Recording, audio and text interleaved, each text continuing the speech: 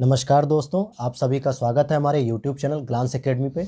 आज की वीडियो में दोस्तों हम यूपी टेट 2013 का प्राइमरी लेवल पेपर सॉल्व करेंगे, जिसमें हम एनवायरनमेंट के क्वेश्चन को सॉल्व कर रहे हैं।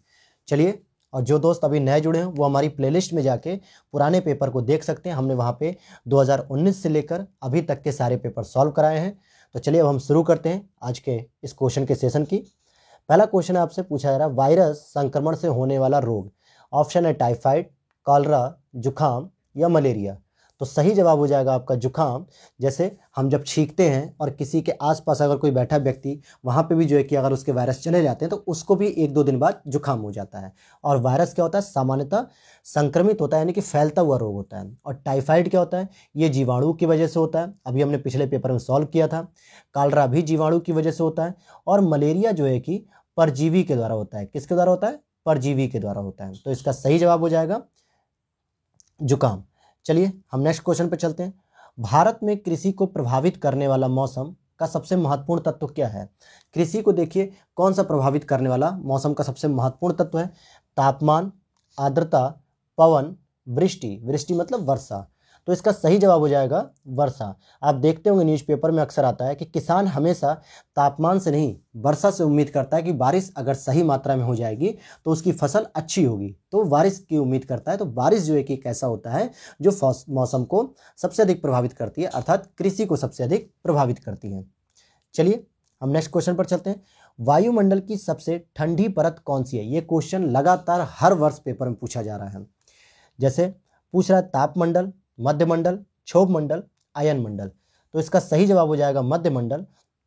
अब अगर मैं एक पृथ्वी बना देता हूं, मान लीजिए ये आपकी अर्थ हो गई, और जब आप ऊपर क्षोभ मंडल की ओर जाते हैं तो पृथ्वी की सतह से जब आप ऊपर जाते हैं तो यहाँ पे सामान्यतः टेम्परेचर क्या होता है? कम होता है। और जैसे आप समताप मंडल में जाते हैं तो फिर टेम्परेचर बढ़ने लगता है। और अगर आप और ऊपर जाते हैं समताप मंडल से ऊपर मध्य मंडल में, तो अचानक से टेम्परेचर गिरने लगता है। और यही वो परत होती है जो सबसे ठंडी होती है। तो इसलिए इसका सही जवाब हो जाएगा मध्य मंडल दोस्तों। चलिए हम अगले क्वेश्चन पर चलते हैं। कौन सी एक ग्रीन हाउस गैस है? यह भी क्वेश्चन बहुत बार रिपीट हो रहा है। Sulphur dioxide, oxygen, argon, methane. तो इसका सही जवाब हो जाएगा मीथेन। और मीथेन के साथ साथ अगर हम बात करें तो कार्बन डाइऑक्साइड भी ग्रीन हाउस गैस है, मीथेन भी है, नाइट्रस ऑक्साइड है, क्लोरोफ्लोरोकार्बन है, और सल्फर के भी तत्व हैं। चलिए नेक्स्ट क्वेश्चन हम करते हैं। भारत में प्रोजेक्ट टाइगर की शुरुआत कब हुई थी? 1973, 1982, 1992 या 1996? तो इसका सही जवाब हो जाएगा 1973। यहाँ से जो है कि हमने अप्रैल 1973 में बाघ परियोजना यानी कि प्रोजेक्ट टाइगर का प्रारंभ किया गया था, और जिसका उद्देश्य क्या था? बाघों को बचाना। वर्तमान की अगर हम बात करें तो भारत में बाघों की लगभग 2967 यानी 2967 जो है कि ये लेटेस्ट आंकड़ा है। अभी 2967 जो है कि बाघ हमारे यहाँ पाए जा रहे हैं। और सबसे अधिक बाघ की अगर हम बात करेंगे तो सबसे अधिक बाघ एमपी में है, फिर उसके बाद कर्नाटक में है, और फिर उसके बाद उत्तराखंड में है। तो ये आपका सीरीज भी हो गया कि उत्तराखंड में। तो सबसे अधिक बाघ कहाँ है? एमपी, फिर कर्नाटक, फिर उत्तराखंड। नेक्स्ट क्वेश्चन पर चलते हैं। पृथ्वी तल पर उस काल्पनिक रेखा को क्या कहते हैं जो 180 डिग्री मेरिडियन याम्योत्तर पर खींची है? अब ध्यान दीजिएगा, ये ऑप्शन दे रहा है अंतर्राष्ट्रीय तिथि रेखा, या कर्क रेखा, विषुवत रेखा, या प्रधान याम्योत्तर रेखा। तो इसका सही जवाब हो जाएगा अंतर्राष्ट्रीय तिथि रेखा। इसी को हम क्या कहते हैं? इंटरनेशनल डेड लाइन, यानी कि डेट लाइन, आइडियल भी इसको हम कह देते हैं।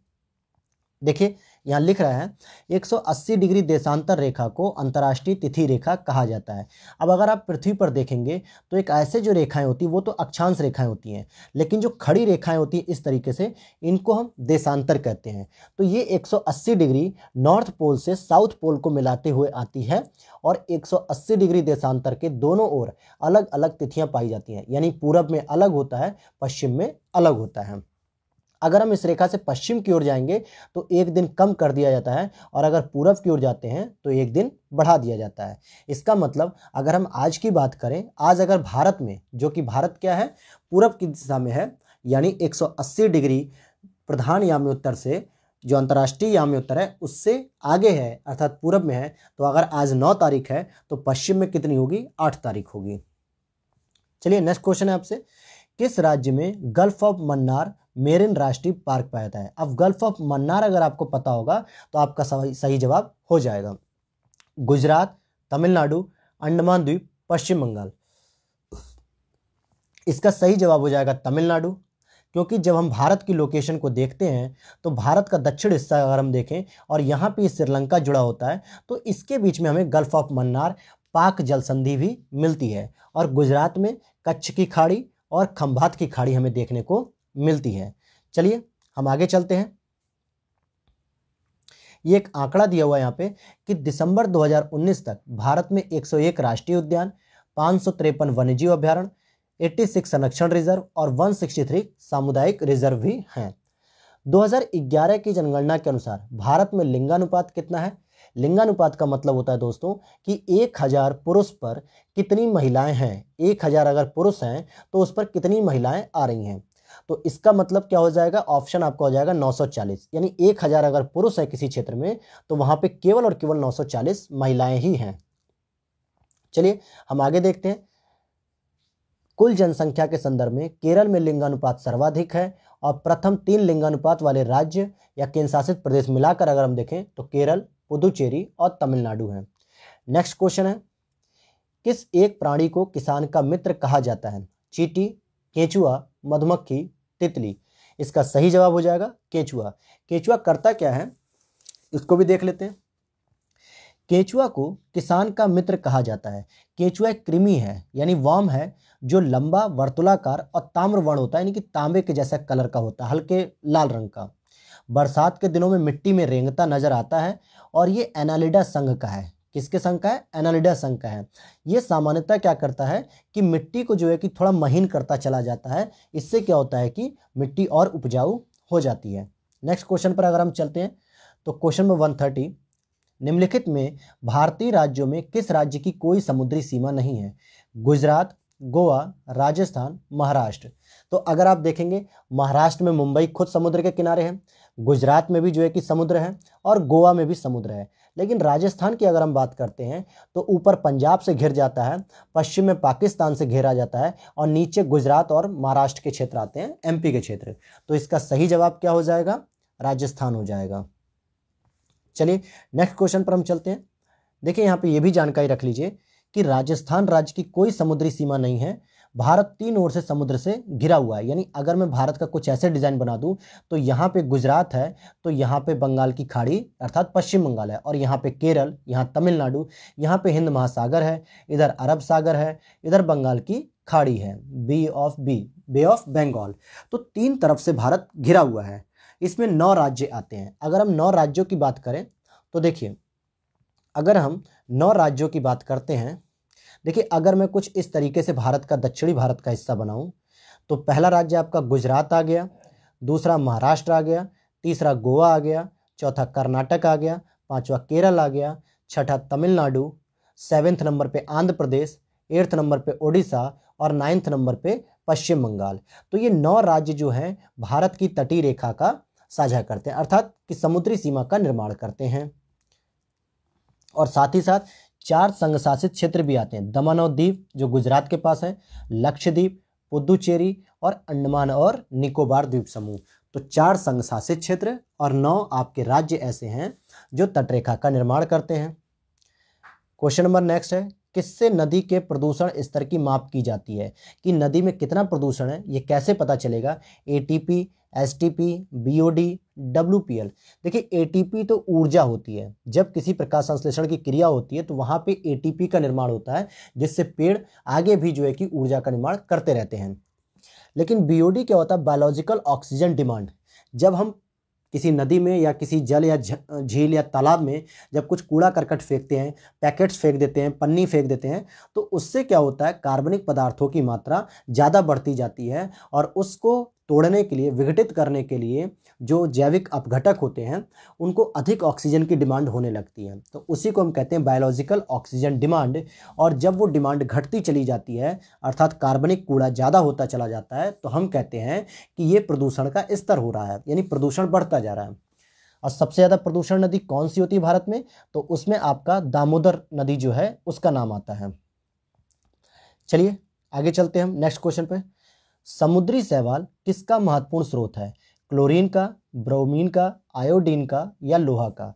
तो सही जवाब हो जाएगा इसका आयोडीन का, जो है कि वो सबसे महत्वपूर्ण स्रोत है। जिस तरीके से नमक में आयोडीन मिलाया जाता है, उसी तरीके से समुद्री शैवाल से भी आयोडीन की प्राप्ति हो जाती है। चलिए, और इसमें यह भी ध्यान दीजिएगा कि समुद्री खरपतवार व लेमिनेरिया भी, जिसे भूरे समुद्री शैवाल कहते हैं, ये आदि जो है कि आयोडीन के प्रमुख स्रोत के रूप में जाने जाते हैं। आगे चलते हैं। सैक क्या होते हैं? लाइकेन क्या होते हैं? परजीवी, रसायन स्वपोषी, अपघटक या सहजीवी?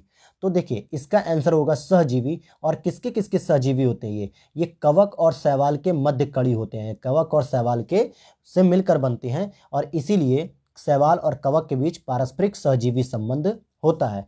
और साथ ही साथ ये थैलोफाइटा प्रकार की वनस्पति होती है। थैलोफाइटा वनस्पति किसे कहते हैं? जो सबसे पहले जन्म लेती है, अर्थात किसी नदी के किनारे जब आप पेड़ पौधे जो देखते हैं, लेकिन सबसे पहले लाइकेन नाम की एक घास उत्पन्न होती है, जो बहुत छोटी छोटी ऐसे छोटी छोटी होती है, जिसको हम लोग आम भाषा में क्या कहते हैं कि नदी के किनारे काई लग जाती है, ब्लैक रंग की होती है, थोड़ी सी डार्क ब्राउन।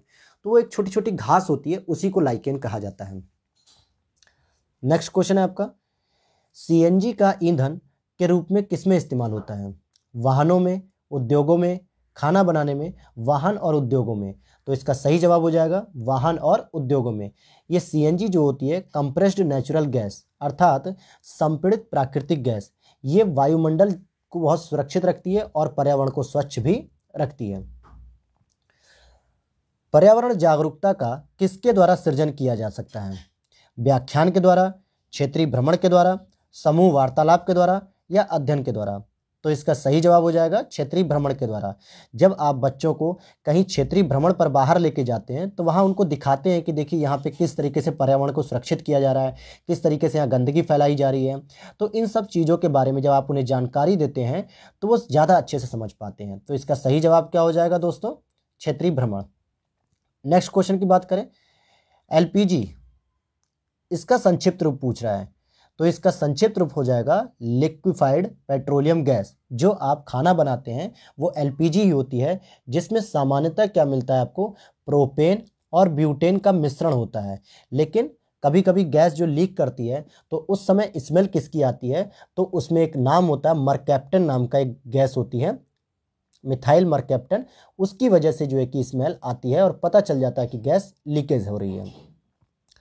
पृथ्वी पर पहुंचने से पहले ओजोन परत किन किरणों को अवशोषित करती है? गामा किरणें, एक्स किरणें, पराबैंगनी किरणें, बीटा किरणें? तो इसका सही जवाब हो जाएगा यूवी रेंज। अल्ट्रावायलेट रेंज को जो है कि ओजोन परत अपने पास रोक लेती हैं और सामान्यतः जो है कि फिर वो क्या करती हैं? बाकी गैसों को नीचे आने देती हैं।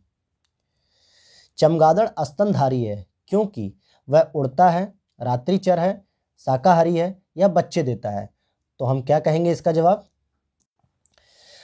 सामान्यतः चमगादड़ बच्चे देता है, और जितने भी जानवर बच्चे देते हैं उनको हम स्तनधारी कहते हैं। इसीलिए जो व्हेल नाम की आप मछली सुनते हैं, वो भी क्या है? स्तनधारी है। और आपका जो डॉल्फिन है, वो भी क्या हो जाएगी? स्तनधारी हो जाएगी, क्योंकि ये भी बच्चे देती है। चलिए आगे हम देखते हैं, पर्यावरण की परिभाषा क्या है? अबायोटिक एवं बायोटिक घटक, समुद्र तल के पृथ्वी पर वस्तुएं, चीज़ें जो हमको घेरती हैं, या कोई नहीं?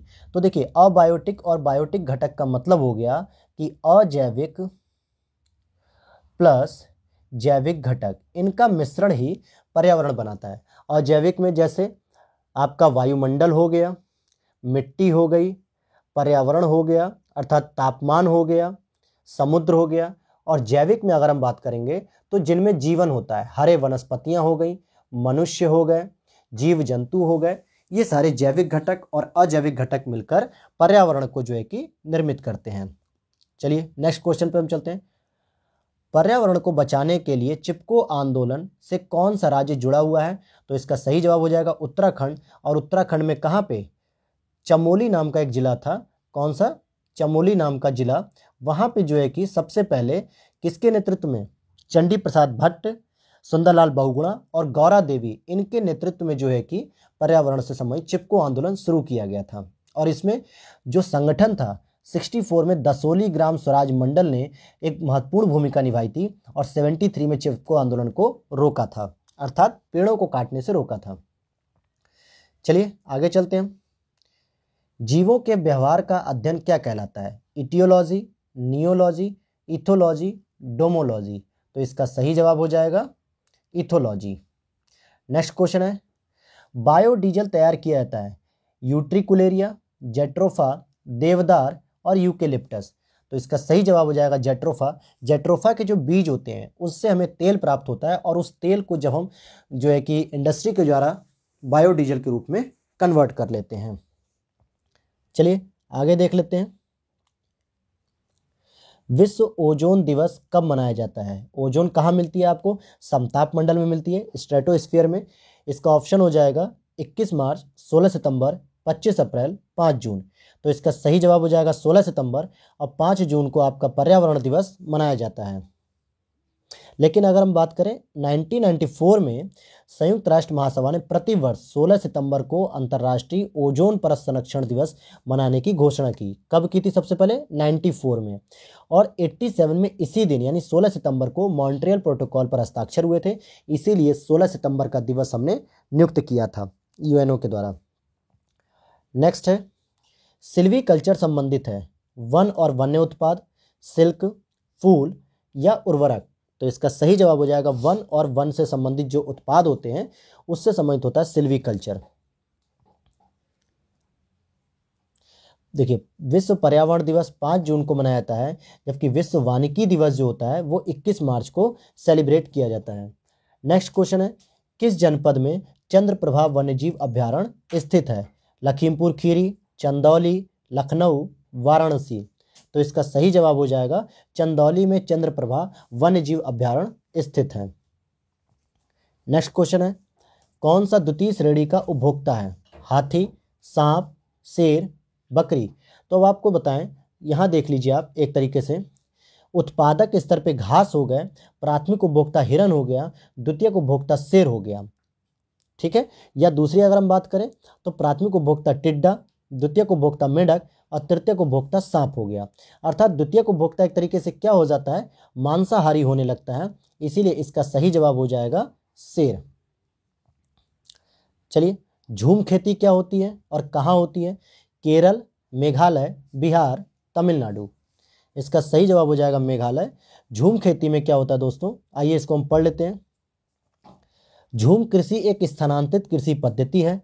यह कृषि पद्धति भारत में असम, मेघालय, नागालैंड, मणिपुर, त्रिपुरा, मिजोरम, अरुणाचल प्रदेश, ओडिशा, मध्य प्रदेश, झारखंड, छत्तीसगढ़, आंध्र प्रदेश में जनजातियों के द्वारा अपनाई जाती है। इसमें सामान्यतः वनों और जंगलों को काटकर या जलाकर कृषि के लिए भूमि का निर्माण किया जाता है, और जब वो कृषि उत्पादक नहीं रह जाती है या उपजाऊ नहीं रह जाती है तो उस जगह को छोड़ के इन जनजातियों के द्वारा दूसरी जगह जाते हैं और वहाँ खेती करना शुरू कर देते हैं। शुष्क बर्फ किसका ठोस रूप है? Ammonia, carbon dioxide, nitrogen, oxygen. तो इसका सही जवाब हो जाएगा कार्बन डाइऑक्साइड। जो हमारे घरों में जो ड्राई आइस होती है वो उसमें किस चीज़ का मिश्रण होता है? तो कार्बन डाइऑक्साइड बहुत अधिक मात्रा में उसमें स्टोर होती है। नेक्स्ट क्वेश्चन, निम्नलिखित अंतर्राष्ट्रीय संस्थानों में कौन सी संस्था वन्यजीव संरक्षण के प्रति समर्पित है? यूनेपा, यूएनडीपी, यूनेस्को या WHO। तो वन्यजीव संरक्षण की अगर हम बात कर रहे हैं तो यहाँ पे यूनेपा हो जाएगा या यूनेप हो जाएगा, यूनाइटेड नेशन एनवायरमेंटल प्रोग्राम, ठीक है। और यहाँ पे ये यूनेपा नहीं होगा बल्कि यूनेप होगा केवल। और ये यूनाइटेड नेशन डेवलपमेंट प्रोग्राम होता है, ये वर्ल्ड हेल्थ ऑर्गेनाइजेशन होता है, और ये यूनेस्को जो सांस्कृतिक विरासत को सहेजती हैं। तो इसका सही जवाब हो जाएगा यूनेप। चलिए देखिए, इसकी स्थापना जो हुई थी 72 में, इसका मुख्यालय जो है नैरोबी केन्या में हुआ था, और वर्तमान में इसके प्रमुख जो है कि डेनमार्क की इंगर एडिशन है। एंड लास्ट क्वेश्चन आपसे पूछा जाए, कृत्रिम वर्षा के लिए मेघ बीजन यानी कि क्लाउड सीडिंग में जो प्रयुक्त रसायन होता है वो क्या होता है? तो सही जवाब हो जाएगा सिल्वर आयोडाइड। क्या हो जाएगा? Silver iodide.